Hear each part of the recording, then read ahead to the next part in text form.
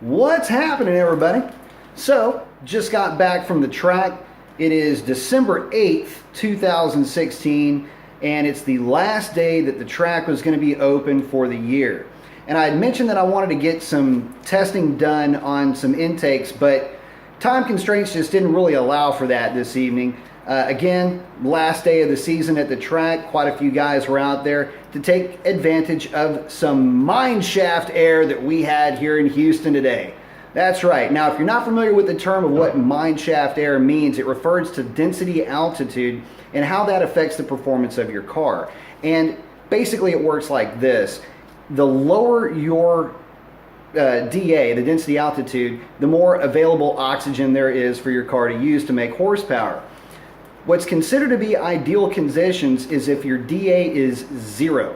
That basically means that you are running in true sea level conditions, and so that's what you kind of strive for. Well, tonight we had mine shaft air, which means that it was actually lower than 0 tonight. The DA was.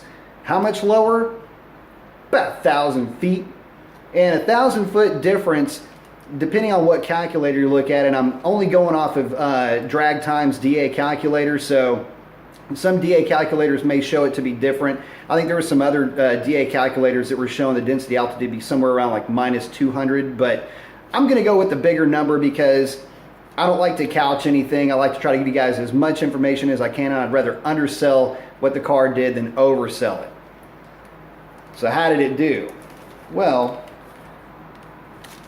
this 1177 at 116.39 miles an hour, that's what it did. Hopefully that's not too blurry. Here's another 11.7, that's an 1178 at over 116 miles an hour as well. So yeah, car's running good. The intake that I ran tonight, I ran the Hellcat intake and the Hellcat airbox tonight. Main reason why is, after playing around with that Mopar cold air intake, which, it's a bit of a misnomer, I just didn't feel like, I wouldn't run the thing in my car all the time. I wouldn't put the car on it to take it across country. I didn't like it. So back on with the stock Hellcat airbox and the stock Hellcat filter. So the correction factor, basically the correction factor would be about 2%, give or take, as far as the ET. So, if you're to take these times, I don't really know what the correction factor is to 0. I haven't done those yet, but again, a couple of tenths probably still puts it at an 1190 pass if you're to correct it. But either way, I'm really happy with it. The car ran a hell of a time and it's dead consistent. The track was dead hooking, so Royal Purple Raceway did a really good job with that, especially considering all the rain that we've had over the last several days.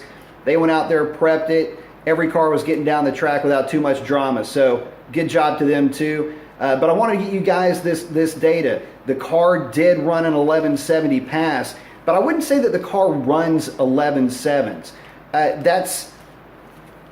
That's bullshitting yourself. If you run in conditions like I got to run in tonight, you're fortunate to have those.